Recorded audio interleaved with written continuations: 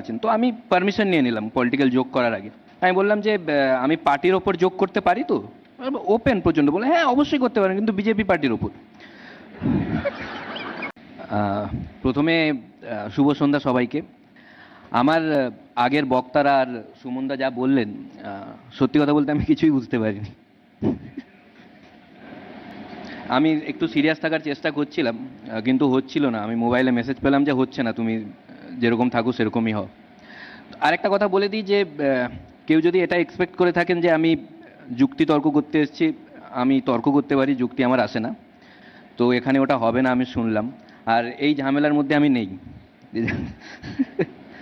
তো এসআইআর নিয়ে আমি যদি বলি, আমার আমার জ্ঞানে যতদূর হয়, যে কালকে সাপ্লিমেন্টারি লিস্ট প্রকাশ পেল। তো অ্যাকচুয়ালি আমার আজকে মন খারাপ, প্রচণ্ড মন খারাপ। কেননা আমার ওয়াইফের নাম ডিলিটেড লিস্টে আসেনি। এখন আমাকে অ্যাপ্লাই করতে হবে যে আমার ডিলিট কি করে হয়। জানি না কি হবে। তো আমি প্রথমেই বলে দিই যে আমি এখানে এমন একটা এক্সপেকটেশন নিয়ে এসেছি যে যাতে সবাই বলে, সবাই আমার নামই বলে এই শোয়ের পর, যে ওকে ডাকার কি দরকার ছিল। তো আমি একজন কমেডিয়ান, প্রথমে বলে দিচ্ছি, কেননা স্টেজে আমাকে কমেডি করতে দেখে অনেকে পার্টির নেতার সঙ্গে গুলিয়ে ফেলতে পারেন। না, মানে ওরকম আমি আমি নেগেটিভলি বললাম না, আমি পজিটিভলি বললাম। কেননা অনেক নেতার আমি দেখেছি সেন্স অফ হিউমার অসাধারণ, খুবই ভালো। আমি শুধু দেখেছি যে মানে সেন্স অফ হিউমার অসাধারণ, কিন্তু জোক নিতে পারেন না, আমি মাঝে মাঝে দেখেছি। আমি যখন আমি একজনকে নাম করলাম, একজন নেতাকে, যে আপনি পলিটিশিয়ান তো ঠিক আছেন, কিন্তু কমেডিয়ান হিসেবে আপনি অসাধারণ, রেগে গেছেন। বলছে সাহস কী করে হয় আমাকে পলিটিশিয়ান বলার। তো মানে এই এই ব্যাপারগুলো হয় আর কি। সুমনদা আমাকে বললেন যে এরকম একটা শো আছে, সামনে ইলেকশন আছে, তো ইলেকশনের ওপরে কিছু জোক লিখে নিয়ে আসবে। তো আমি বললাম জোকের ওপর কি জোক লিখবো, আর খুব চ্যালেঞ্জিং ব্যাপার। তো অনেকে ভাবছেন যে মহাযুদ্ধের মতো একটা প্রোগ্রামে আমাকে কেন ডাকা হলো, এরকম একটা সিরিয়াস প্রোগ্রামে। হ্যাঁ, মানছি যে রাজনীতি একটা খুব গুরুগম্ভীর বিষয়, খুব সিরিয়াস ব্যাপার। কিন্তু আজকাল রাজনীতি এমন ছ্যাবলামোর পর্যায়ে চলে গেছে যে সুমনদা ভাবলেন যখন চলেই গেছে, তাহলে সরাসরি ডেকে কাউকে করানো যাক। তবে অনেকে জোক নিতে পারে, আমি দেখেছি অনেকে জোক নিতে পারে। আমি কদিন আগে একজন মানে একটা স্ট্যান্ড আপ কমেডির শোতে গেছিলাম। ওখানে গিয়ে আমি দেখলাম যে কয়েকজন টিএমসির সমর্থক আছেন, তো আমি পারমিশন নিয়ে নিলাম পলিটিক্যাল জোক করার আগে। আমি বললাম যে আমি পার্টির ওপর জোক করতে পারি তো? ওপেন প্রচণ্ড, বলে হ্যাঁ অবশ্যই করতে পারেন, কিন্তু বিজেপি পার্টির ওপর। তো আমি আমি বিজেপির ওপর জোক করলাম, তারপরে দেখলাম কিছুজন রেগে গেল। তখন আমি বুঝতে পারলাম আচ্ছা ওখানে বিজেপি সমর্থকও আছেন। তো তখন আমি কি করলাম, যে একটা টিএমসির ওপর যোগ করলাম, একটা বিজেপির ওপর যোগ করলাম। তো আমার এই জিনিসটা খুব ভালো লাগে যে যারা যোগকে যোগ হিসেবে নেয়। সিরিয়াসলি, আমি একজনকে দেখলাম যে টিএমসির জোকেও হাসছে, বিজেপির জোকেও হাসছে, আমি অ্যাপ্রিসিয়েট করলাম। আমি বললাম থ্যাংক ইউ সো মাচ শতরূপদা। তো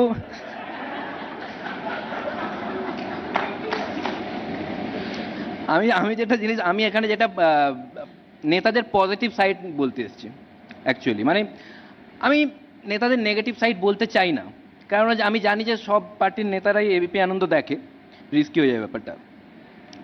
আমি যেটা দেখেছি যে অনেকে যদি ভাবে যে আমার কেন্দ্রে আমি কাকে ভোট দেবো, আমি কনফিউজড, আমি ঠিক করতে পারছি না, আমি আত্মবিশ্বাস দেখে ভোট দেবো, যে কার আত্মবিশ্বাস বেশি, তাহলে বিপদে পড়ে যাবেন, ভোটই দিতে পারবেন না।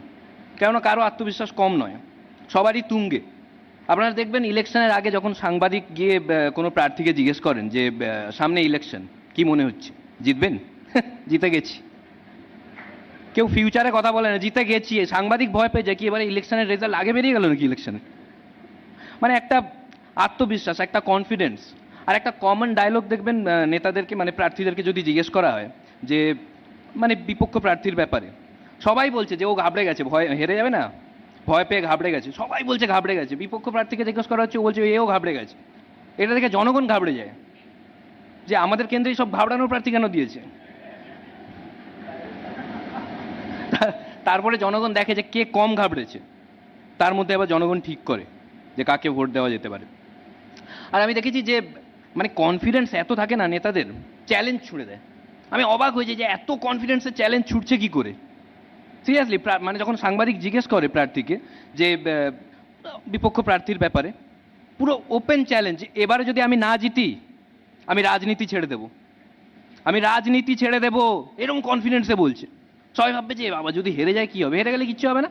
ঠিক এইটা নেতাদের গুণ আমি দেখেছি, ঠিক মেকআপ দিয়ে দেবে যে কোনো পার্টির নেতা। রাজনীতি ধরুন ও হেরে গেল, এত এটা বলার পরে হেরে গেল, তো সাংবাদিক জিজ্ঞেস করবে যে আপনি বলেছিলেন রাজনীতি ছেড়ে দেবেন, কি হলো, শুরু হয়ে যাবে। আমি বলেছিলাম আমি হেরে গেলে রাজনীতি ছেড়ে দেব, আমি সিদ্ধান্ত নিয়েছিলাম রাজনীতি ছেড়ে দেব, কিন্তু রাজনীতি আমাকে ছাড়বে না। জনগণ বলে বাহ, হ্যাঁ তো ঠিক ঠিক, তাহলে একদম ছাড়ার দরকার নেই, তাহলে ঠিক ঠিক, গুড ডিসিশন, গুড ডিসিশন। আমি বলেছিলাম রাজনীতি ছেড়ে দেব, কিন্তু কবে ছাড়বো তো বলিনি। মানে একদম মেকআপ দিয়েই যাবে। আবার সব থেকে যেটা একদম ভালো একটা যুক্তি দেয়, আমি বিরোধীদের বলতে চাই কান খুলে শুনে নাও, আমি বলেছিলাম রাজনীতি ছেড়ে দেব, কিন্তু আমি রাজনীতি ছেড়ে দিলে তোমাদের সুবিধা হয়ে যাবে, তাই তোমাদের সুবিধা হতে দেব না। জনগণ বলে না না, একদম দেওয়ার দরকার নেই, খুব গুড ডিসিশন, ভালো ভালো। এই যে কনফিডেন্স, আমার এই জিনিসগুলো খুব ভালো লাগে। আরেকটা কমন ডায়লগ হচ্ছে বিপক্ষ প্রার্থীর ব্যাপারে জিজ্ঞেস করলে, যে 4 তারিখের পরও পালানোর পথ পাবে না। 4 তারিখ যদি বিপক্ষ প্রার্থী জিতে যায়, দাদা বলছিলেন পালানোর পথ পাবে না, বলে হ্যাঁ এখন কোথায় আছো, বলে এই এলাকাতেই, দেখলেন পথ পেল না, ঠিক মিলিয়ে দেবে, মিলিয়েই দেবে। আর আমি দেখেছি ভোটের প্রচারে সব নেতাদের মধ্যে একটা কম্পিটিশন থাকে প্রার্থীদের মধ্যে, যে কে কত সিম্পল হতে পারে, কোন প্রার্থী কত সিম্পল, কত কিউট নিজেকে দেখানো যেতে পারে। মানে বিভিন্ন জায়গায় যাচ্ছে, গ্রামে গঞ্জে যাচ্ছে প্রচারে, যা তার বাড়িতে ঢুকে খেয়ে নিচ্ছে, ঢুকে খাচ্ছে, যার বাড়িতে খাচ্ছে সে রেগে যাচ্ছে যে আমি ছিলাম না, আমার বাড়িতে ঢুকে খেয়ে নিয়েছে। সে ভাবছে এখন আমি কি খাবো, ওরা খেতে পাচ্ছে না। ওই জন্য দেখবেন গ্রামে ভোট হলে দেখবেন সব বাড়িতে তাড়াতাড়ি খেয়ে নেয়, তাড়াতাড়ি খেয়ে নাও, যে কোনো প্রার্থী ঢুকে যে কোনো মুহূর্তে খেয়ে নিতে পারে। আর দেখবেন মানে যখন যায় ওখানে বাড়িতে ঢুকে খাচ্ছে, তো মাটিতে বসে খাবে, টেবিল, আর যাদের বাড়িতে খাচ্ছে তারা টেবিলে খাচ্ছে। তারা বলছে দাদা আমরা এতটাও গরিব না, এরকম প্লিজ করবেন না। বলছে না আমি মাটিতেই খাবো, যতক্ষণ ক্যামেরা আছে আমি তো মাটিতেই খাবো, আমার টেবিলে উঠাতে গেলাম আগে ক্যামেরা সরাও। আর দেখেই বোঝা যাচ্ছে মাটিতে বসার মানে অভ্যেস নেই, বসে গেছে, মানে দলের কর্মীরা চিন্তিত, যারা বসে তো গেছেন উঠবেন কি করে এবার। বলছে না আমি তো মাটিতেই খাবার, সিম্পল খাবারে বিশ্বাসী। বলে না আমি একটা সবজি ডাল সিম্পল। যাদের বাড়িতে খাচ্ছে তারা বলছে যে দাদা প্লিজ আপনি আগে খেয়ে নিন, আমাদের আলাদা খাবার আছে, আপনার সাথে বসে উচ্ছে খাওয়ার কোনো ইচ্ছে আমাদের নেই। আগেরবার উচ্ছে খাইয়ে দিয়েছিলেন, এখনো মুখ বেঁকে আছে, কিন্তু না বসে খাবে। বলে না আমি আমি আমি উঠবই না, আমি এখানে বসেই খাবো। আর যেমন আমি দেখেছি মানে আমি দেখছি,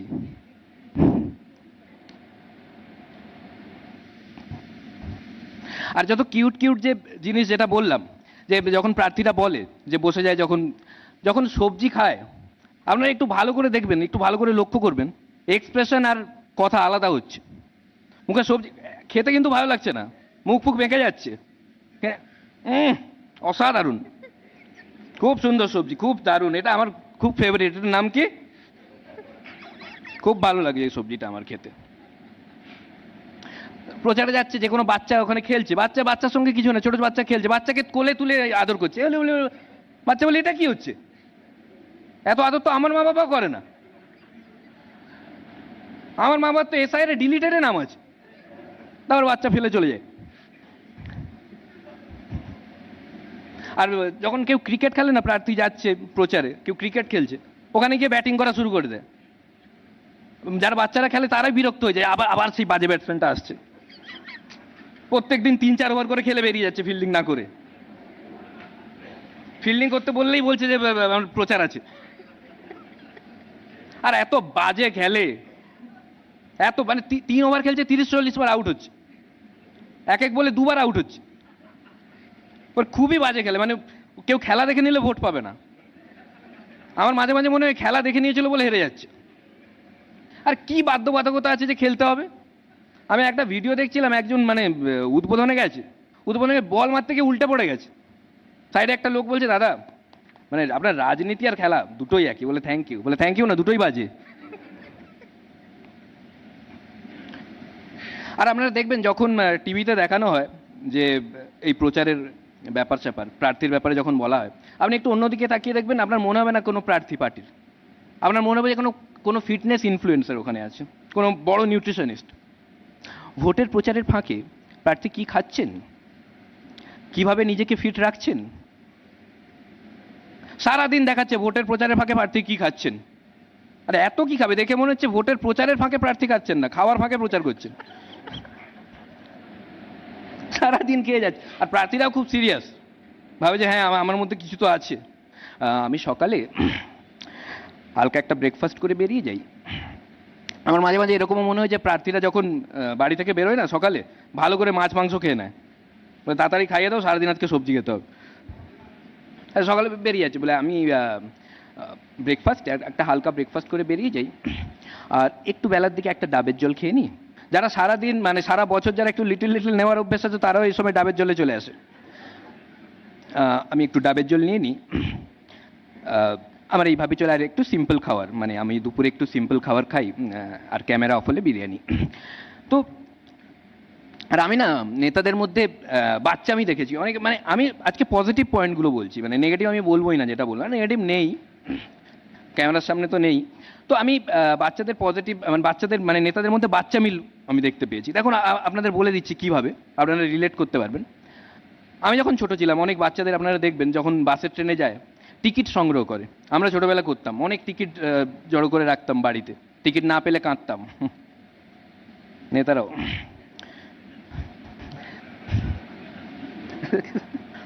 তো অনেক অনেক নেতাকে আমি দেখেছি, সব থেকে ভালো যেটা আমি দেখেছি যে যারা দল পরিবর্তন করা নেতা, প্রচণ্ড দল পরিবর্তন করেন, প্রচণ্ড দল পরিবর্তন করেন যারা। মানে এত মানে সকালে যাদের এগেনস্টে আন্দোলন করছিলেন, বিকেলে দেখা যাচ্ছে তাদেরই মিছিলে জবাব চাই, জবাব দেওয়ার। দাদা আপনি এদেরই জবাব চাইছিলেন না? বলে হ্যাঁ দিচ্ছিল না, তাই আসতে হলো। আমি সারা জীবন এরকমই জবাব চাইবো চারদিকে। এদেরকে না কেউ মিছিলে নিয়ে যায় না, ভয়। হ্যাঁ সিরিয়াসলি, হয়তো মিছিলে নিয়ে যাচ্ছে, বিপক্ষর একটা মিছিল আসছে, ওখানেই দল চেঞ্জ করে নেয়। Thank you so much. তো আজকের জন্য এতটাই।